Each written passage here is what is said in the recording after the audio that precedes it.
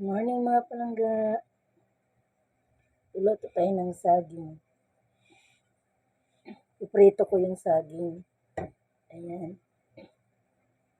Actually, galing pa to ng Mindoro. Nahinog na. Kaya lulutuin ko na. Iprito ko. Kasi ayaw na mga anak ko ng laga. Ng nilalaga. Kaya kailangan gagawin ko na siyang prito. Mas mainam pa yung iprito dahil kinakain nila. Pero pag laga, ayaw nilang kainin. Ito pa nga, nilaga ako nung isang araw. Ako lang nakaubos dahil ayaw nila ng nilaga.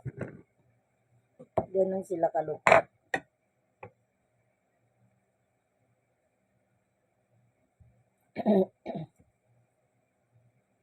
Sobrang hinog na nga eh.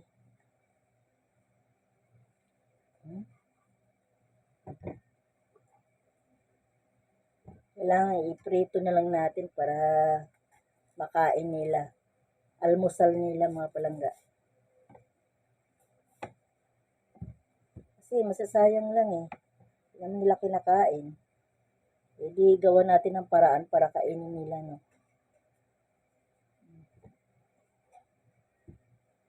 Yung ang dami niyan, no? Ang dami niyan. Kaya, dito na lang natin, no? Sarap pa naman, sobrang tamis. Kasi galing probinsya. Tapos, nahihinog lang ng ganyan. Hindi naman ginagalaw, hindi naman kinakain. Hanggang sa mabulok na lang. Ayaw nilang kainin eh.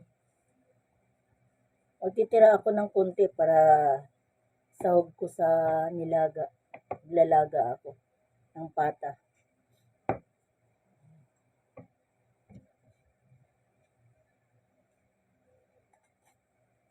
Kumusta kayo mga palangga ko? Aga-aga kong nagla-live. Ayan. Solve to mamaya mga anak ko. Mag-aagawan pa yan. Mag-aagawan pa sa prito. Yan yung gusto nila, prito saging.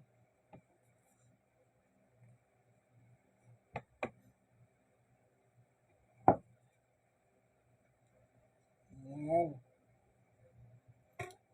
Ay mga palangga, thank you sa panonood.